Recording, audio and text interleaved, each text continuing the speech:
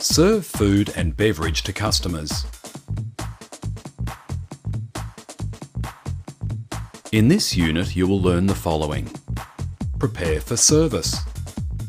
Welcome customers. Take and process orders. Serve and clear food and drinks. Close down after service.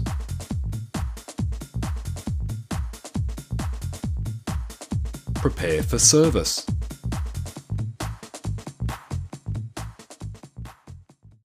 From a local pub to an internationally known restaurant, people have always enjoyed going out to eat. But before a meal can be enjoyed, various procedures must be carried out to create an environment where people can enjoy themselves. It may be your job to carry out these necessary tasks. So let's begin by looking at the tasks concerned with preparing a dining area for use. The cleanliness of the dining area is of paramount importance. It must be maintained to a high level to ensure that bacteria and other health hazards do not affect the customers. You may be required to check the cleanliness of the dining area. Possible trouble spots include floors, windows, tables, lights, chairs, and fittings. Of course, it's no good having a clean dining area unless all other customer facilities are clean and hygienic as well. Customer facilities include the bathrooms, the bar, entertainment areas, reception areas, and other parts of the venue that the patron has access to. You may be required to check these customer facilities before the public is admitted. Check your workplace procedure and ask these questions. Are the toilets clean? Are they in working order? Are the hand basins clean and working? Are the taps clean? Is there enough toilet paper? Are hand dryers working or hand towel dispensers stocked? Is there enough soap? Do doors work? Is the floor clean and dry? Are latches, knobs, doors and switches clean and do they work? Is the bar prepared? Are entertainment areas clean?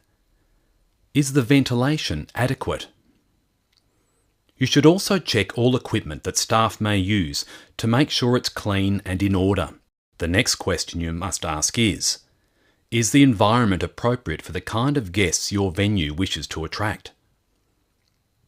The environment in your dining area is important. People who go out to eat generally expect a comfortable and relaxing time. To achieve this, restaurants have usually used soft instrumental music and soft lighting. However, it must be remembered that each restaurant will have its own particular environment, depending on the house style and the type of customers it wants to attract. Your responsibility is to make sure the dining area lives up to the house style. Certain environmental concerns, however, are universal. The environment shouldn't be too hot or too cold. Remember, you might be quite hot because you're running around doing your job, but for people sitting down, relaxing and dining, the temperature may be too cool. The type of service on offer also affects your venue's environment. Individual establishments may combine traditional dining techniques, such as silver service, with more modern adaptations, such as letting the customer refill their own wine glass during service. The formal atmosphere created by silver service may intimidate some patrons. Make sure you know how formal or informal, traditional or modern your establishment is. Be flexible in adapting the skills you learn in this unit to the procedures appropriate in your venue. Another major consideration is furniture. Furniture is generally set out to match a floor plan. This floor plan needs to take into account several things. The shape of the room. Any permanent fixtures in the room, such as fireplaces and sideboards. The size of the tables and chairs. The number of guests in a party. The movements of waiting staff. The location of doors and fire escapes. stability and outside furniture, and the types of meals served. Some restaurants have fixed seating such as booths and alcoves, but if you have to position tables, you must remember the following. Leave enough room so that the staff and patrons can move about the dining room with ease, including anyone with a disability. Don't put tables so close together that patrons infringe on each other's privacy. Don't put tables too close to entrances, kitchens, bathrooms, or any loud areas, as this may put guests off their meals. Hi. Hi, how are you? Want to get a table for 8? Do you have a reservation? Unfortunately, we don't. No, I'm sorry. Well, I'll just check for you, see if we've got room.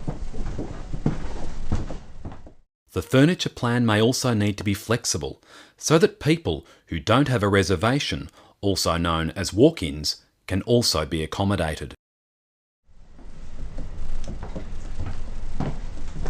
Yes, just follow me. Okay, thank you.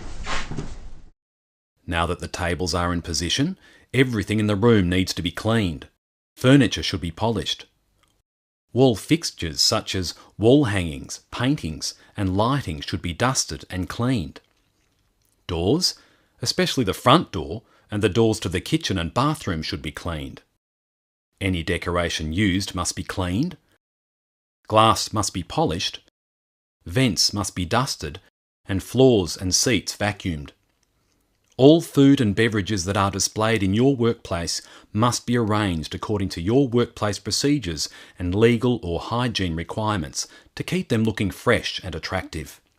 Before commencing clothing and laying down tables, you should check with the kitchen as to the day's or evening's menu. Being aware of what the menu offers, as knowing any variations from the usual menu at this stage, can save you preparation time. For example, there is no point laying out chopsticks on every table if Asian dishes are not listed on the menu. Like the environment of a restaurant, the layout of a table depends on the style of a restaurant, the menu, and the amount of time given to the setup procedure. Obviously, it would be inappropriate to lay out the table with chopsticks when the menu is Italian. However, to be mindful that individual customers have special requirements, such as needing a fork and spoon because they can't use chopsticks. If your restaurant uses tablecloths and other coverings, you should be familiar with these and how they're used. If you are required to cloth a table, here is one traditional way of doing it. In the case of having to re-cloth a table during service, you should take care to do it quickly, with minimal disruption, and without exposing the bare table. Exposing the table is unsightly and disrupts the ambience of the dining area. Here is one way of doing it. You also may be required to fold napkins in a neat and decorative manner. Common styles are bishop's hats, fans, and cones. Your supervisor will show you the styles used in your restaurant. When you lay down tablecloths, you should always check that they are clean. If you notice any dirt on the cloth, you should remove it from the dining area and notify your supervisor.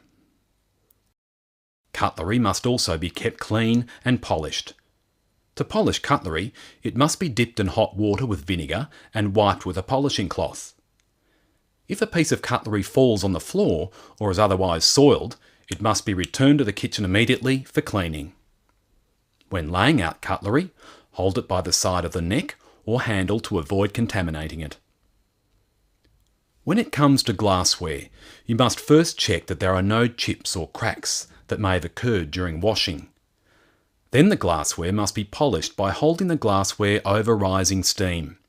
It should then be polished using a polishing cloth. If a glass is dropped and is not chipped or broken, it should be taken back to the kitchen for cleaning.